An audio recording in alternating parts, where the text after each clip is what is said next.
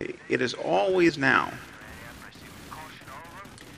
I actually want to talk today about death. Now, most of us do our best not to think about death, but there's always part of our minds that knows this can't go on forever. Part of us always knows that we're just a doctor's visit away or a phone call away from being starkly reminded with the fact of our own mortality, or of those closest to us. Now, I'm sure many of you in this room have experienced this in some form.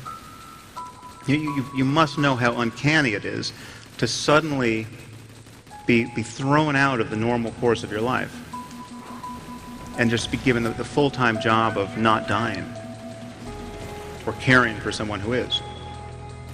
But the one thing people tend to realize at moments like this is that they wasted a lot of time when life was normal.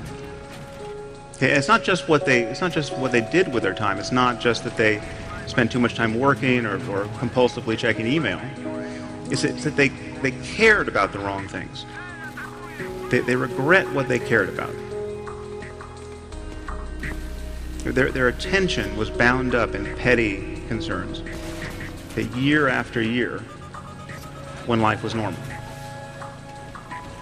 And this is a paradox, of course, because we all know this epiphany is coming. But don't you know this is coming? Don't you know that there's going to come a day when you'll be sick or someone close to you will die, and you'll look back on the kinds of things that captured your attention, and you'll think, what was I doing?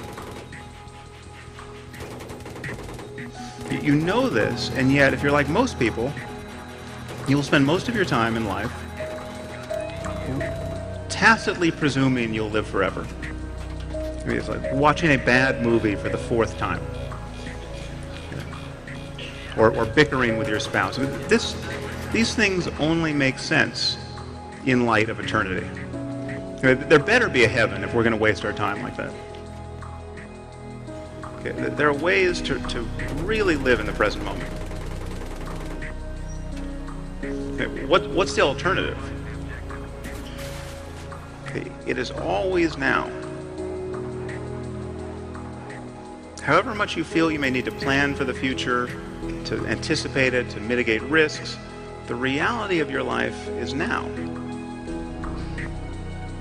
Now, this may sound trite, but it's the truth.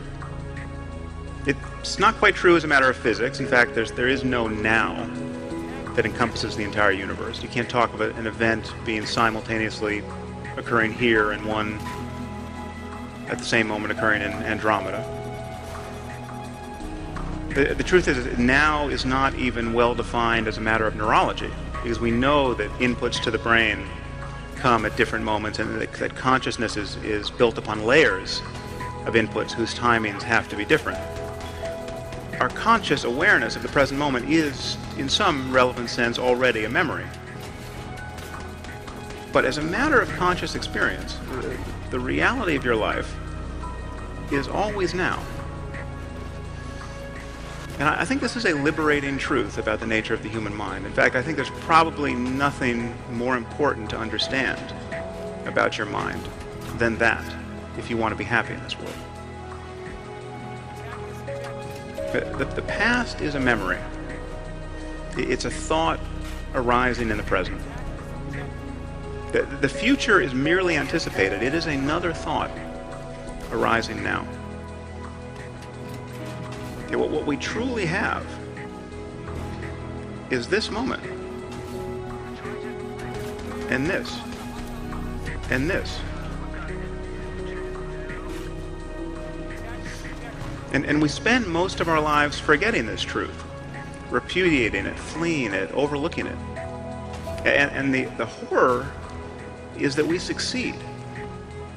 We manage to never really connect with the present moment and find fulfillment there because we are continually hoping to become happy in the future. And the future never arrives. Now, even when we think we're in the present moment, we're in very subtle ways always looking over its shoulder anticipating what's coming next. We're always solving a problem. And it's possible to simply drop your problem, if only for a moment, and enjoy whatever is true of your life in the present. This is not a matter of new information or more information. It requires a change in attitude. It requires a change in the attentiveness you pay to your experience in the present moment.